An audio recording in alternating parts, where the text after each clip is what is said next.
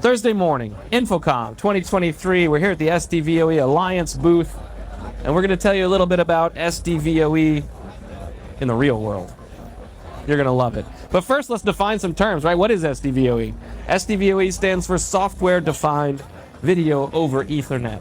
We're an organization of now 61 members with hundreds of products shipping that are all interoperable with one another, and our mission is to standardize Ethernet as the method that we use to transport audio and video signals, displacing the matrix switch and point-to-point solutions. But we also want to use this platform to create a software environment that can define applications, rather than the hardware environment that we've been using for all these decades.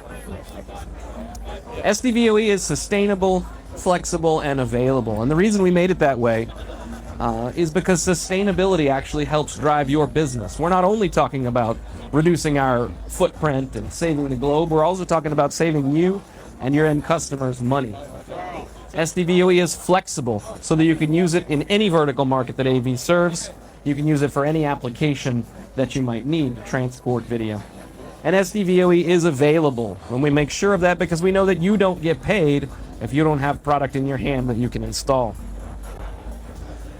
Our sustainability is based on our ASIC platform. An ASIC, that's an application-specific integrated circuit, is a kind of chip that's built to do one job and one job only.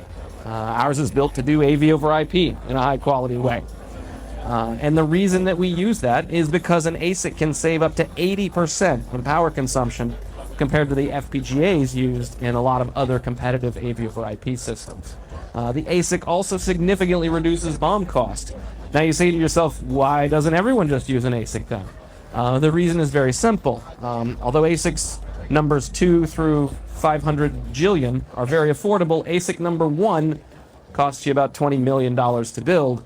And no single manufacturer is going to outlay that kind of cash. There's just not a business model that makes sense. It makes sense in the context of an alliance of many manufacturers shipping many products so that that investment can be recouped over time. SDVoE's flexibility derives from a software API that's common across all of our manufacturers, across all of the products, and that API is what's used by the control software that our members create, that maybe you create, that independent software companies create to drive a user experience that's going to be unique to your installation. And since all the devices respond to that same API, our interoperability is guaranteed this way.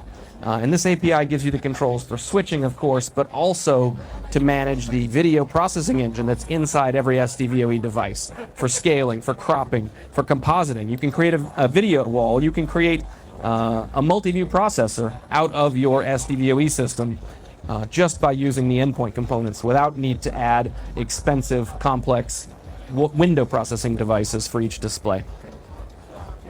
And SDVoE is available simply because there's so much of it. In 2022, RH Consulting started counting network video products, and in 2023 they repeated their count. SDVoE and NDI, you see, they lead the way by far over any other standard. And meanwhile, I don't think NDI is competitive to what we do in SDVoE. We're focused on sort of high-quality room and building scale distribution. They're focused on easy ways to move camera content around a media studio. So different applications, but similar approaches to the problem and similar success in products. And I think this is what's important in driving availability, because it means if, God forbid, your favorite SDVoE manufacturer can't deliver a product to you today, you can call up any one of our other 61 members and order a product from them that's going to drop right into your system and be compatible. Right? This is not locking you into a single vendor with 52-week. Yesterday I heard 78-week lead times being quoted. We don't need to do that. And so SDVoE has been successfully deployed in every vertical market that Pro AV touches. Each one of these photos, I won't read them to you, but you can see the picture. Each one of these represents a real install that one of our members has provided products for, that some of you or your peers and integrators and designers have had a hand in putting together. Now I want to highlight a few of our newest case studies, tell you a little bit about them, and also make sure to invite you, look around our booth. You can find some kiosks where you can watch a short 2-minute video on each one of these installations if you want to learn more about it. The first one to highlight put together by AVI SPL, ControlWorks Consulting, and our steering member IDK is the Virginia Senate. Right, so the Virginia Senate, you guys know what that is. It's the top legislative body of the Commonwealth of Virginia, and they use SDVoE to transport video around all of the committee meeting rooms, around the Senate chamber itself, and that's what they use it for. This system leverages our platform of sustainability because of the ASIC, because of the low power consumption. They're able to use some very small form factor devices. If you look around this corner after the talk, you'll see our member gallery, and you can find the IDK devices used in this. They're about 4 inches square and maybe 3/4 of an inch tall. And that little device can fit in places that they needed to find in their furniture, where larger devices wouldn't fit, right? And low power devices can be small devices. If a device consumes too much power, it's going to generate a lot of heat, and you can only get heat out of a larger box. So these small devices are only available because of our ASIC.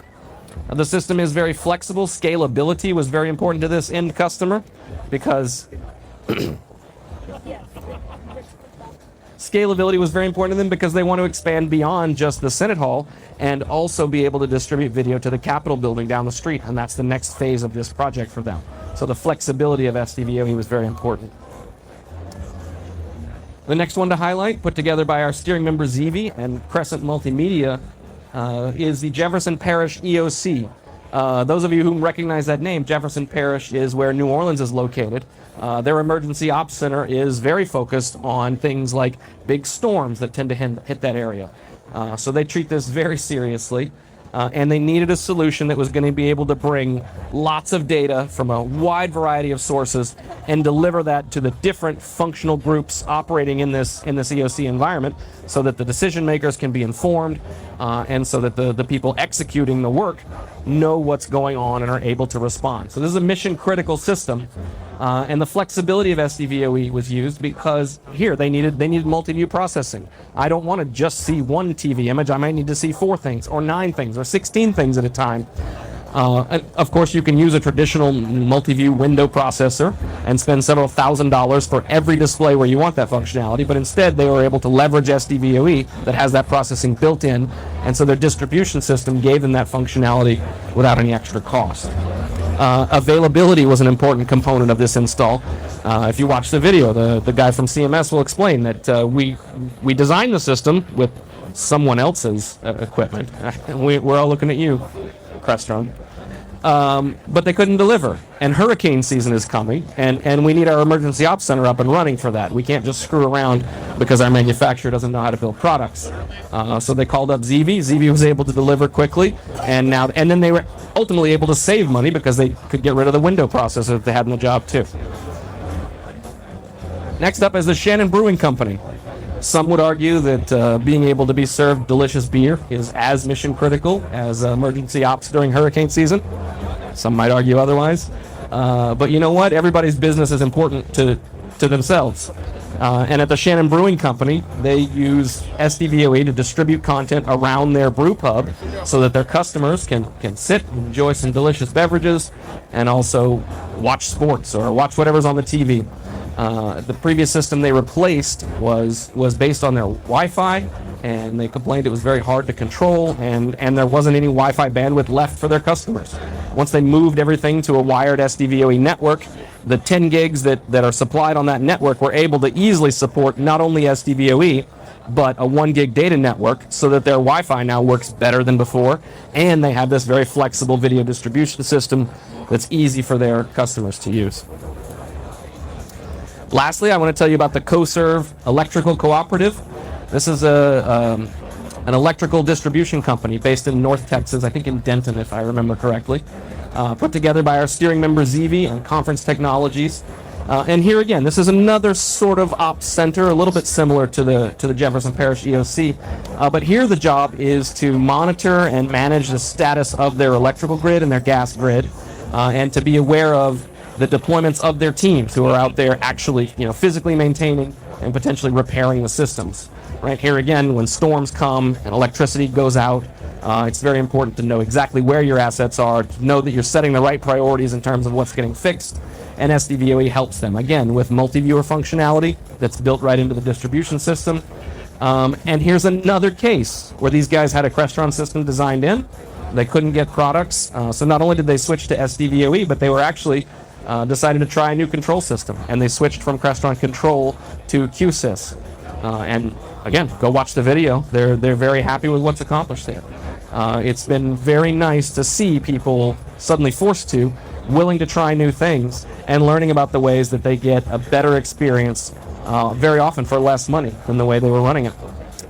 So again, I invite you, walk around the booth. There's one right here. Push the buttons and you can see all of those case studies explained by the people who built them. I think that's the best way to hear about it.